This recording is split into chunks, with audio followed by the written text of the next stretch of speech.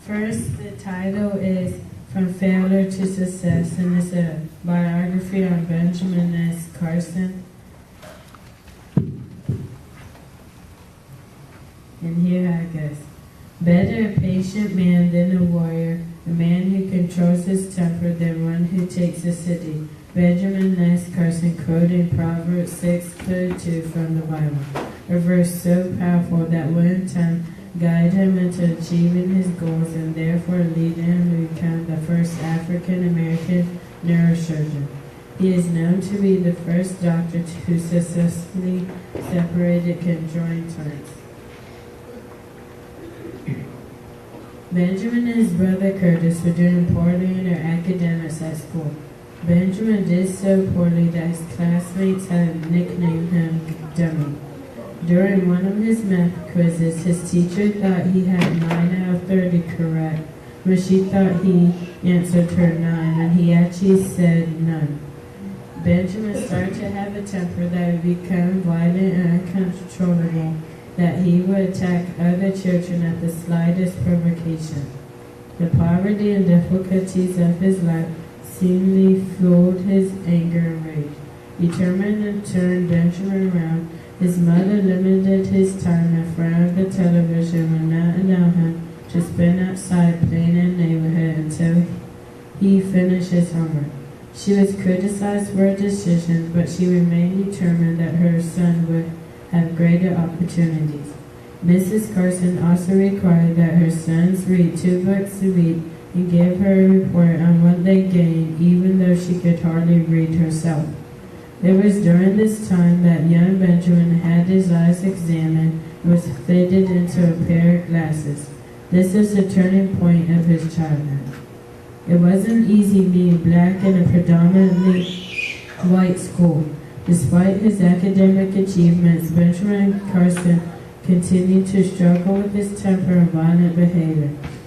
His temper and violent behavior led him to stab a friend over a radio station they were listening to. God was there with Benjamin because the knife blade plunged into the belt buckle and broke off. Benjamin was so terrified that he ran home, locked himself in the bathroom for 4 hours, praying and reading the Bible. This is where he found salvation in the book of Proverbs, chapter 16, verse 32. Better a patient man than a warrior, a man who controls his temper than one who takes a city. Being poor was an obstacle for Benjamin and wasn't able to travel. He soon discovered that through the books his mother made him read that he could go anywhere, do anything he wanted, and to be anybody he wanted to. He began to spend his time reading various subjects, science, technical, and even encyclopedias. His favorite subjects to read were science and psychology. He would read about people in laboratories pouring different chemicals into flags, people discovering galaxies, and others looking through microscopes.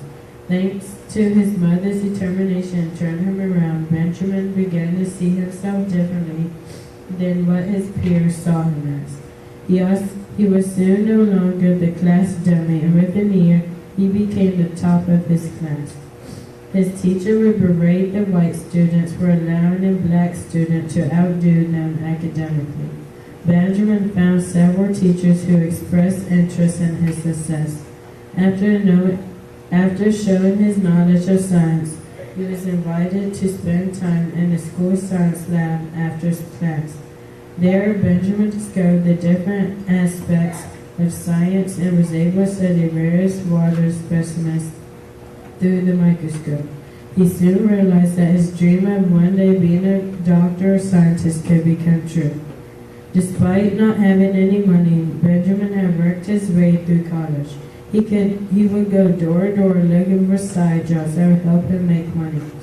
He saved every little penny he made, and with the help of a scholarship, he was able to attend Yale University, where he earned his bachelor's associate degree in psychology in 1973.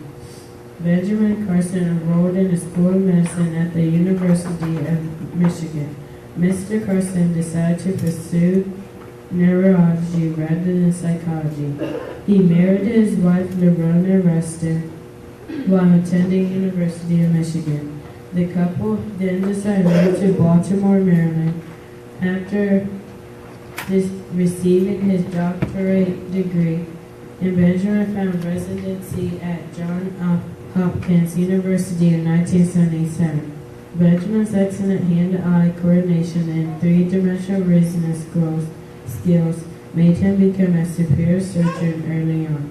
By 1982, Benjamin Carson became a chief resident of neurosurgery at Johns Hopkins. In 1985, he became the director of pediatric neurosurgery at the age of 33. In 1987, conjoined twins from Germany who were joined at the head needed separation. This surgical procedure enlisted 70 doctors, nurses, and support staff and lasted 22 hours.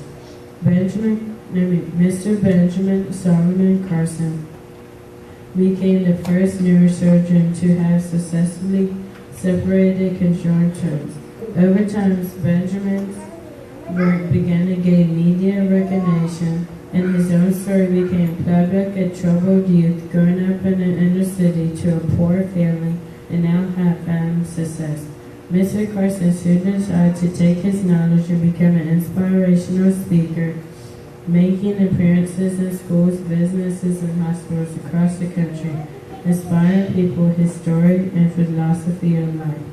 The Carson Scholars Fund was founded in 1994. Out of dedication to helping inner city youth with education, the foundation grants scholarships to young students while promoting reading programs for the school system. Mr. Carson's childhood has inspired that any child can achieve their life goals as long as they believe in themselves. Benjamin Carson was forced to cut back on his breakneck pace after being diagnosed with prostate cancer in 2002. He took an active role in the diagnosis after reading his own radiography films. His brush with death caused him to spend more time with his wife and children, Murray, Benjamin Jr., and Maurice. Mr. Carson has published many motivational, inspirational books, including his own autobiography, Gifted Hands. In 2009, a movie debut on his autobiography was aired with actor Cuba Gooding Jr. portraying Benjamin Carson. A better, patient man and a warrior, a man who controls his temper than one who takes the city, the words that many young, underprivileged youth can live by to succeed in life.